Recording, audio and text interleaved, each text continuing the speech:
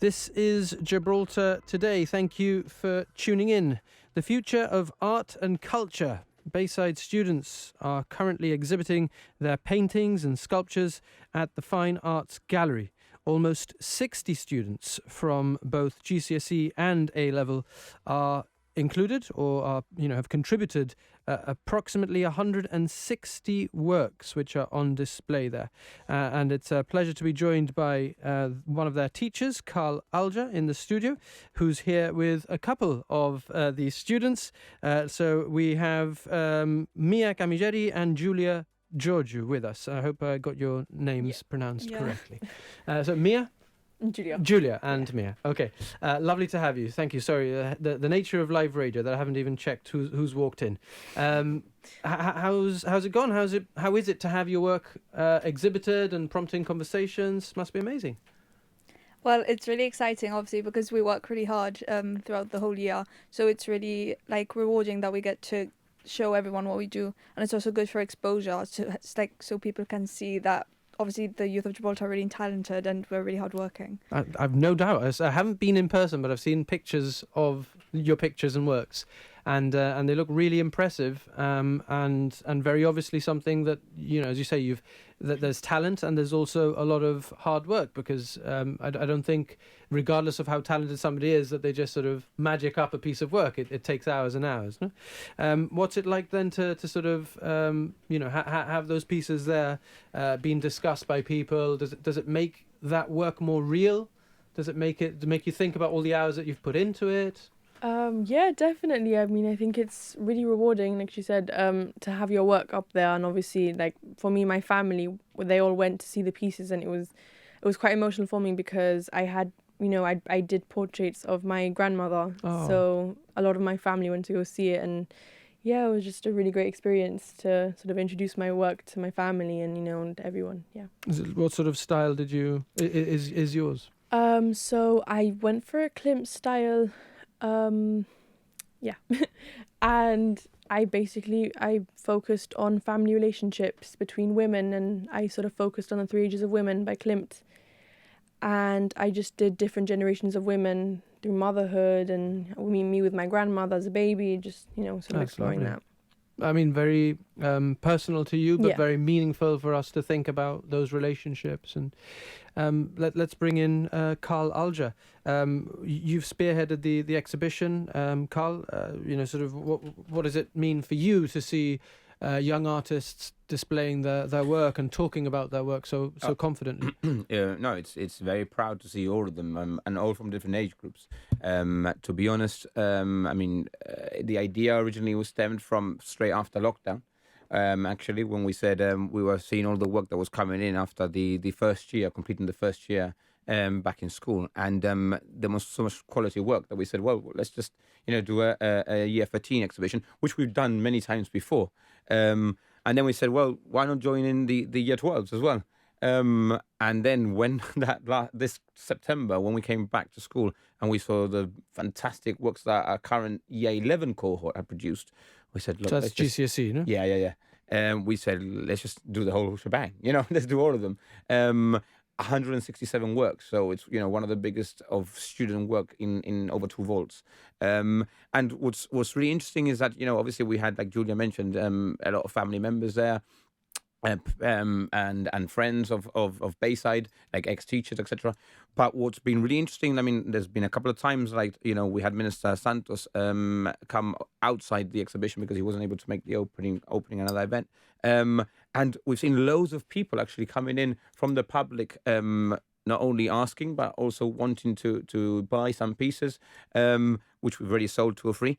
So I think that's something really positive as well. That's amazing. So who sells those paintings, Bayside or the students? Well, the students will be getting a large percentage of it, and the gallery obviously gets their half as well. Sure. So it's all really positive because it's got sort of the full circle. It's not only you're displaying the work, but obviously they're getting something. It might be the first. I mean, let me ask you both, Julia and Mia. I mean, is art something that you're considering trying to make a career of?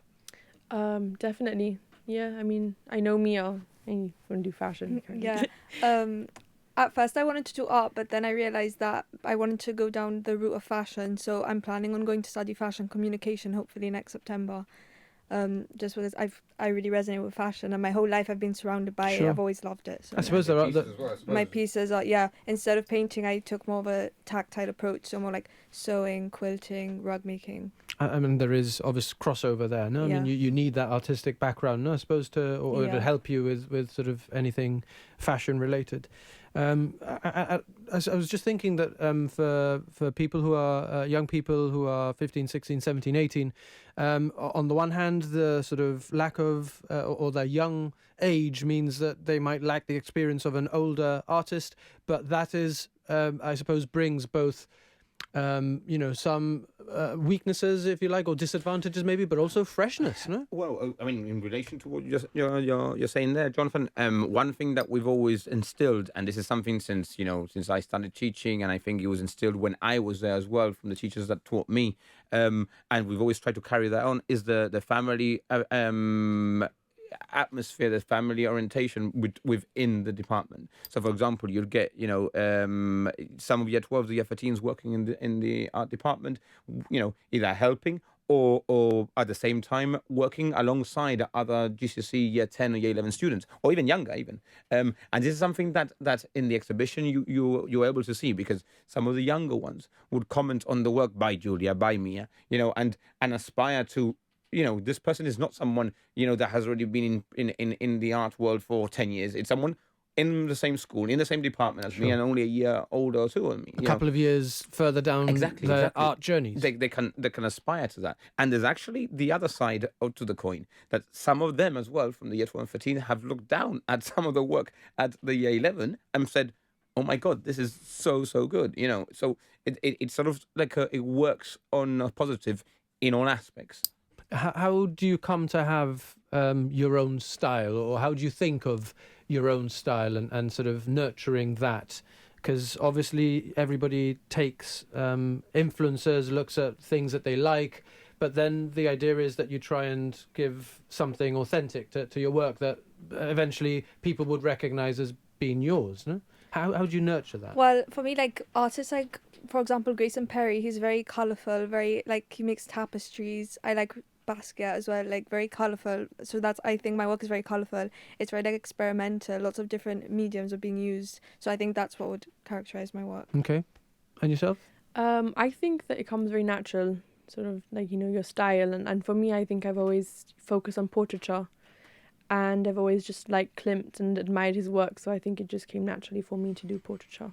But you want to be, you want to look at Klimt, but you don't want to, yours is yours, no? It's a bit different. It's more inspired and not copied, sort of. Yeah. And Karl, when you're talking to young artists, I mean, I'm sure a lot of them will at some point doubt themselves and not be sure what direction they should pursue, whether they have a unique voice. How do you sort of get over those sort of moments of doubt? Two things. First of all is that, being creative is something very, very difficult to teach. It's more guide than anything else. You can teach someone to get better at painting and drawing and all that. And obviously there needs to be a flair of some sort, but it's more sort of, you can improve, a skill. But creativity needs to be encouraged. And I think that's the key here, is not to be scared to make a mistake, I mean, with Julia's class, we're currently doing something that involves, very much thinking out the box. It's not a stereotypical sculpture. It's not a stereotypical painting. So the way the output that individual will create, that artwork that they're going to produce in that class, each of them, is going to be completely different to each other. Whereas with Mia now, at the moment, she's doing her personal investigation, which is basically 60% of her final A-level course grade. And that is literally, as the title says, personal investigation. So she's mentioned Grayson Perry, and this is one of the ones that she's looking at. But she's very tactically chosen artists that, like you said before, it's not copy. It's very much an individual work, a very individual piece. So what Mia's looking at is people that perhaps she can resonate to, and then take it home, morph a little bit and evolve. Exactly, and she has. I mean, we started this back in June, and the work that she's producing now is absolutely beautiful, and very, very thought-provoking as well. That's so cool. Well, for somebody who hasn't been down there, why should we go down to the Fine Arts Gallery to check out this body of works? Well, I think all the pupils who've participated deserve to be appreciated because obviously we have all our work in the art room. So I think now that everyone has the chance to see it, they should definitely go down and have a look. And you never know, maybe you see something you really like, and you might want it for yourself. Yeah, we can support support a young artist. And yourself, Julia? Yeah, I mean, I definitely think it's important to, display. I mean, we've worked really, really hard on all the stuff that's there, and it's important. It's interesting to sort of see young people, represent their art and stuff. And for somebody who's even younger than you and maybe at GCSE thinking of maybe doing A-level art, what advice would you have for them? I would definitely say, because I wasn't really sure if I was going to pick it, but I just thought, for me, if I wouldn't have chosen it, I don't think I would have been able to have another subject where I'd have to look at a book. It's nice to sort of have a subject where you can express yourself and you can take a more creative approach. So, yeah. Thank you so much to Julia, Mia and Karl Ullger for joining us. And that exhibition is open at the Fine Arts Gallery until Friday, no? Yeah, correct. Check it out. Thank you so much, guys. And we look forward to talking to you again soon. Thank you.